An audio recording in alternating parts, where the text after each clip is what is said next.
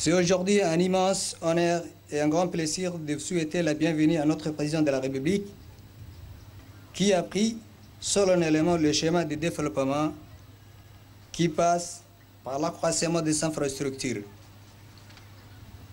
Uniquement entre 2013 et 2014, ce n'est pas le moins de 6 projets et réalisations de grande envergure, Monsieur le Président de la République, que vous êtes venu personnellement lancer ou inauguré dans cette région d'Arta. Pour la population d'Arta, toutes ces réalisations constituent des marques d'intérêt pour lesquelles elle tient à vous féliciter et remercier sincèrement.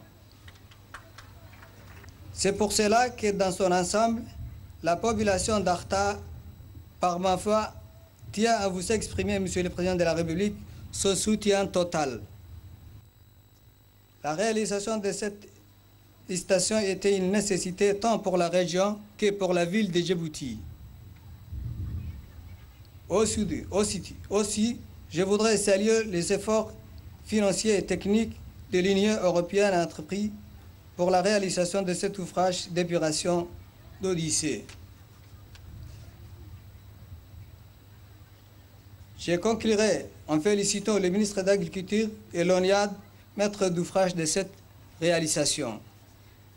Vive le président de la République, vive la République de Djibouti. Je vous remercie de votre aimable attention. Nous célébrons aujourd'hui la journée mondiale de l'eau. Le thème retenu cette année étant l'eau et l'énergie. J'ai l'immense honneur de vous accueillir aujourd'hui pour l'inauguration officielle de la station d'épuration de Douda, nouvelle station d'épuration d'envergure pour la ville de Djibouti. L'édification de cette infrastructure d'assainissement moderne s'est faite sur 3 années. Avec le concours financier de l'Union européenne, elle a été réalisée par un groupement d'entreprises composé de l'entreprise Colas et Stéréo, sous maîtrise d'œuvre de l'ONEAD et avec l'assistance du cabinet d'ingénierie spécialisé Merlin. La station de Douda fait avant tout partie intégrante d'un projet d'assainissement global qui a été pensé et réfléchi il y a de cela 10 ans lors de l'établissement du plan directeur de l'assainissement de la ville de Djibouti. La première phase de ce projet a été initiée il y a 5 ans avec le concours financier de la Banque africaine de développement qui a permis la réalisation ou la réhabilitation de 7 stations de relevage et de 7 km de conduite d'assainissement. Pour ce qui est de la deuxième phase financée par l'Union européenne, elle regroupe, outre cette station d'épuration, 2 stations de relevage qui sont la station dite abattoir et la station d'Aramous. Ainsi, 9 stations de relevage sont nécessaires pour amener les eaux usées vers la station d'épuration de Douda. Compte tenu de la topographie de la ville de Djibouti, ces 9 stations sont indispensables. Je vous laisse imaginer le coût énergétique du transport de ces eaux vers la station d'épuration. Le principe de fonctionnement de ces stations est très simple. C'est un principe naturel biologique qui consiste à alimenter des bactéries en oxygène pour leur permettre d'être en contact avec l'eau usée et de traiter ainsi les eaux usées. Donc cette station se compose finalement en 3 étapes de fonctionnement. La première consiste au pré-traitement. On retire en fait des eaux usées tout ce qui est déchets, objets solides, graisse, et sable, arin. Ainsi, après, le traitement biologique proprement dit peut commencer. Vous avez en face de vous 2 stations, en fait, 2 bassins de 3000 m3 qui permettent en fait de traiter les eaux ici sur place. Ensuite, après le traitement biologique, commence la clarification, puis la filtration et la chloration pour avoir en bout des eaux usées réutilisables, aussi bien pour l'agriculture que pour d'autres ornements, pépinières, etc. Nous avons également sur site un laboratoire et un poste de pilotage qui permet en fait de surveiller en permanence les eaux usées à l'entrée et à la sortie. La station d'épuration en face de nous est d'une capacité de 3700 m3 jour. Actuellement, dans le premier jour de fonctionnement, nous sommes à peu près à 2000 m3 jour, ce qui est déjà un bon début. En ce qui concerne l'exploitation de la station, dans le projet, il est prévu que pendant les 2 prochaines années, l'exploitation soit assurée par l'entreprise Stéréo, conceptrice de cet ouvrage. L'ONEA sera représentée par plus de 5 personnes, un chef de station, un chef électromécanicien et 3 laborantins qui seront en permanence affectés à la station pour permettre le transfert de technologie. Depuis de nombreuses années, l'Union européenne a fait de l'eau et de l'assainissement une priorité de sa coopération avec Djibouti.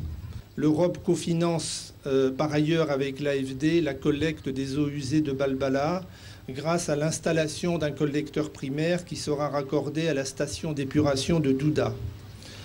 En finançant le CET et la STEP de Douda, l'Union européenne aide ainsi Djibouti à préparer son avenir et les Djiboutiens à vivre mieux. Fier ensuite parce que le programme intégré d'assainissement de la ville de Djibouti, auquel l'Union européenne a apporté 17,7 millions d'euros, est un des tout premiers projets de développement durable à composantes multiples à Djibouti. Outre la construction du CET et de la STEP, il inclut la mise en place de filières de recyclage, ainsi qu'un projet de développement agricole en faveur des communautés périurbaines de Douda, des volets de sensibilisation et de formation, et une dimension importante de protection de la biodiversité, puisque le projet inclura 800 hectares de valorisation de la flore et de la faune sur la côte, et qu'une partie des eaux retraitées sera destinée à maintenir des zones de mangrove. Fier en 3e lieu parce que le CET comme la STEP créeront des emplois pour les habitants de Djibouti-Ville, de Balbala et des quartiers populaires de la ville, notamment dans les filières de recyclage liées au centre de triage, et avec ces emplois viendront de nouvelles compétences. La formation professionnelle est un défi majeur à Djibouti et cet aspect-là aussi est présent dans le programme soutenu par l'Union européenne. Monsieur le Président de la République, avec le CET et la STEP, mais aussi notamment avec l'usine de dessalement en préparation, avec la rénovation en cours de la route nationale numéro 1, avec la rénovation et la modernisation du réseau électrique national, l'Union européenne confirme pleinement sa volonté d'être un partenaire stratégique pour Djibouti, mais aussi un partenaire responsable, puisque notre aide prend la forme de dons et se concentre sur des projets prioritaires qui bénéficient directement aux Djiboutiens.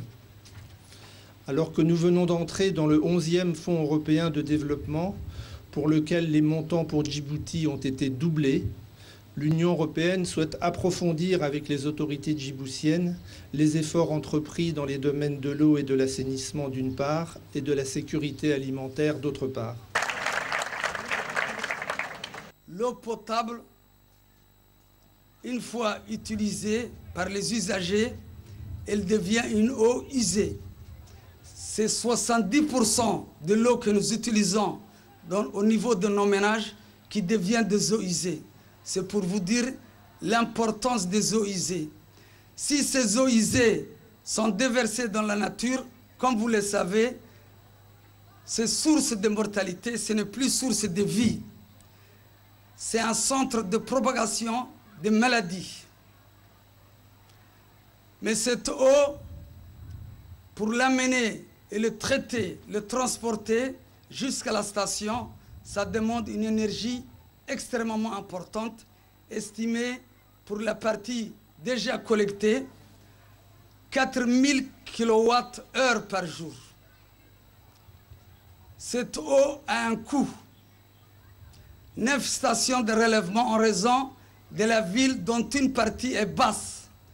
Certaines parties, lorsqu'on regarde la côte, c'est en dessous du niveau de l'eau de la mer. Mais cette eau assainie, une fois qu'elle arrive à la station de traitement des eaux usées, sa capacité est de 3700 mètres cubes par jour. Actuellement, nous sommes à 2000 mètres cubes par jour. Mais il y a un 4e collecteur qui va nous rejoindre bientôt.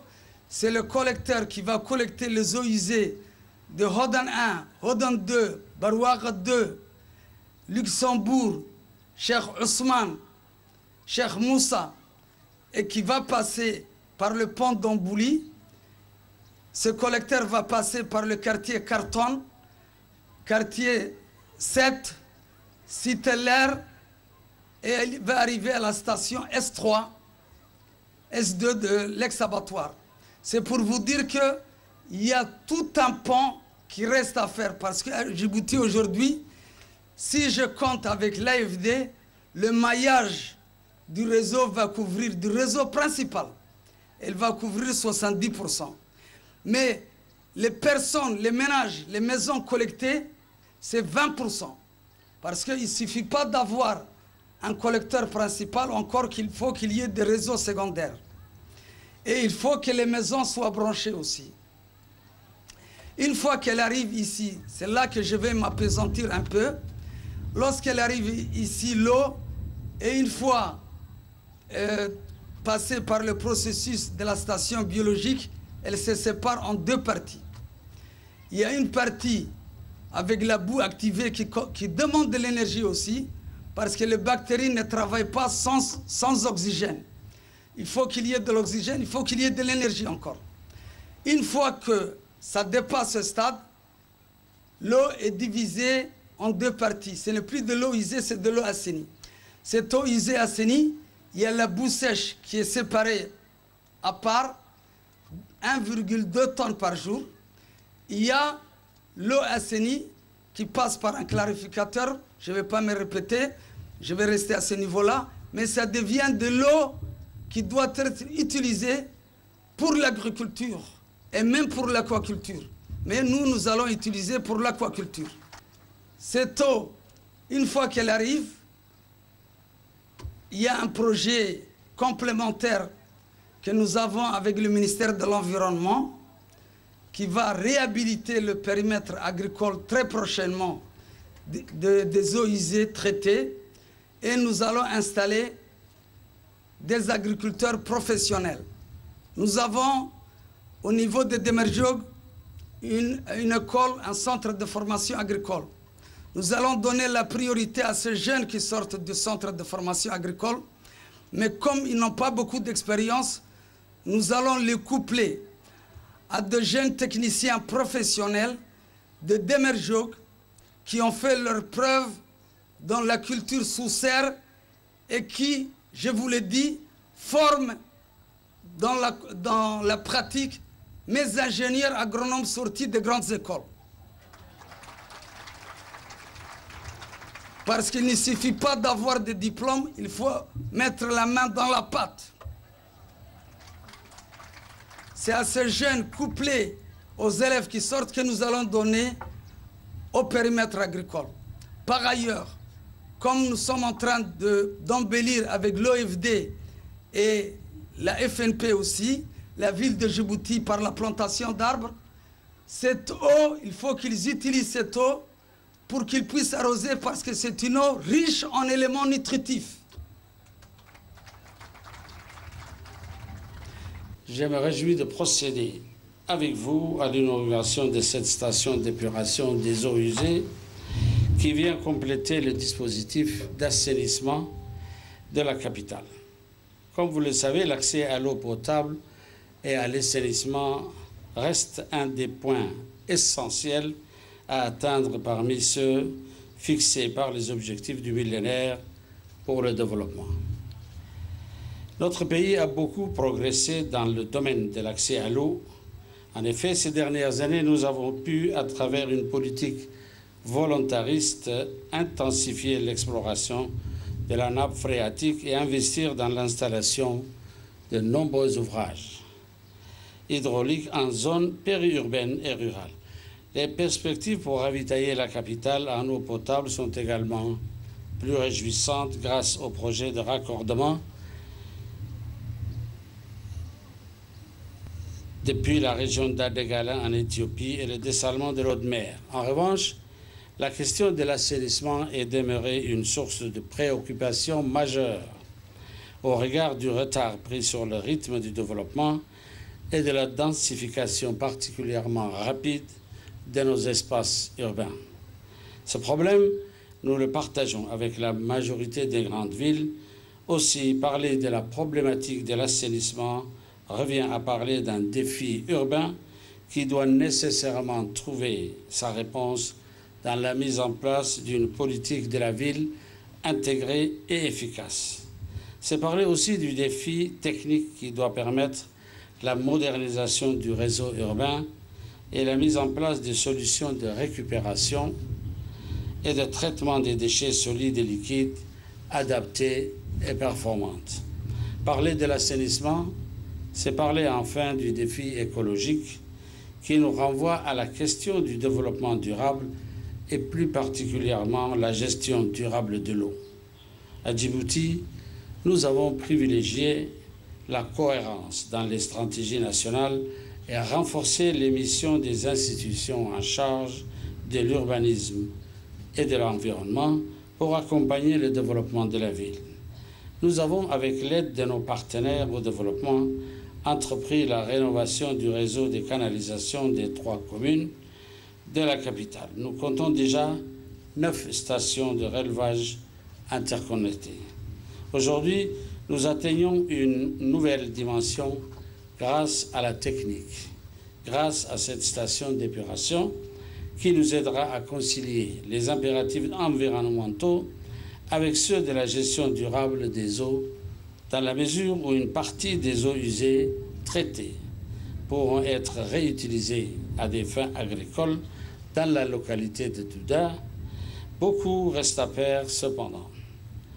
Et l'État n'aura de cesse d'assurer à la population les moyens d'accéder à l'eau et à l'assainissement et lui offrir les conditions de vie décentes, notamment dans les milieux défavorisés et périurbains.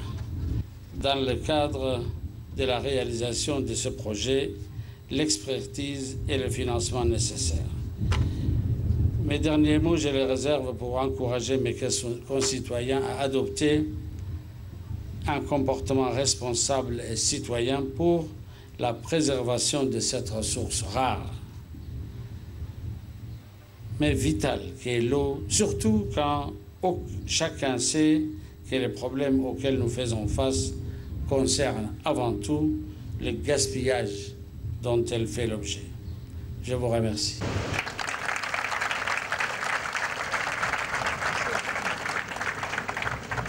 reer Duuda iyo hareerahayga haddaan laba kelmadood idhaahdo dhawaanshaha aada u dhowdihiin magaaladani caasimadda ayaa keenay in aada heshaan ayaanka shaqo laga abuuro meeshiina la idiin soo dhaweeyo agabkii loo baahnaa haddii ay beero tahay hadday biyo tahay la idiin sahliyo in aad wax ku barataan la idiin sahliyo beeraha sidii aad uga faa'iidaysan lahaydeen la idiin soo dhaweeyo qalabkii loo baahnaa cilmigaygiina la iniigu daro weliba maxaa yeelay waxa dameer joog ay leedahay iskuulkii lagu baranayay beeraha iyo cilmigeeda intaa marka la isku daro oo baddiina lagu daro boorarka soo socda ee xoolaha laga dirayana lagu daro waxaa la odhan karaa inay gobolkani ama degmadani ay ka ayaan badan tahay dadka intiisa kale sidaa daraaddeed ayaankaasi wuxuu idinku ajburayaa ama idinku khasbayaa waxa weeye in aad leedihiin waajibaad saaran ayaankaas waajibaadkaasina waxaa ugu horeeya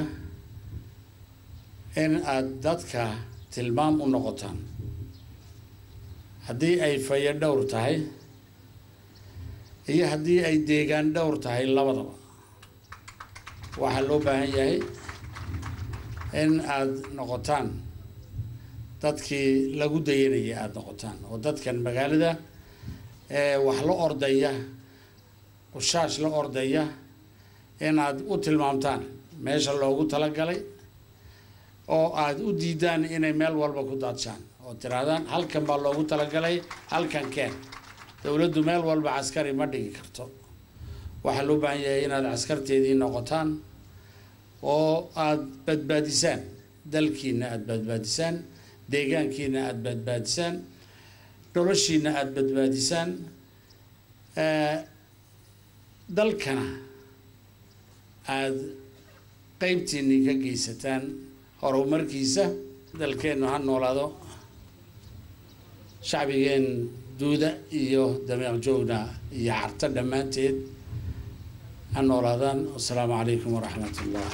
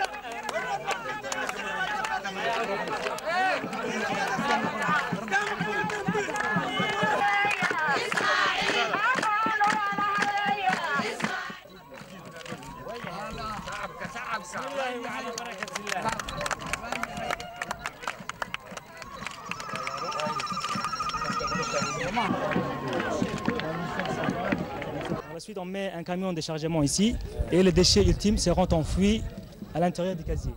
Ce casier, il est étanche pour éviter les lexivia de pénétrer et de polluer la nappe phréatique. Ces lexivia seront par la suite drainés et collectés dans un bassin qui se trouve derrière. Hein? Comme ça, on évite la pollution de la nappe phréatique parce qu'il y a les forages et beaucoup d'eau là ici à la zone de Douda. Donc ça, c'est d'une manière générale les sociétés. On a aussi implanté des bornes incendie sur le pourtour de la digue. En cas où il y a un incendie, directement on va l'éteindre. C'est ce qui s'est passé.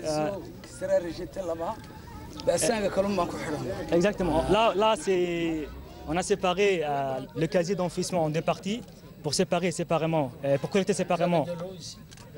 On va se collecter directement sur l'eau traitée de la steppe et remplir ces bassins-là. Voilà.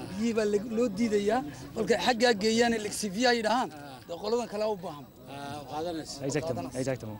Donc ça, c'est d'une manière générale les sociétés. Il y a aussi des vestiaires pour les gens pour se laver et tout ça. Il y a un atelier pour réparer les engins qui travaillent sur place. C'est ça qui est le plus important. Exactement, voilà. Il y a un atelier mécanique là sur place. 8 à 10 ans. 300 tonnes de déchets qui seront enfouis par jour. C'est bien, c'est bien. Et si on augmente, on peut trouver encore 300 autres. Hein. Exactement. Si on augmente, voilà. Merci beaucoup, Monsieur le Président.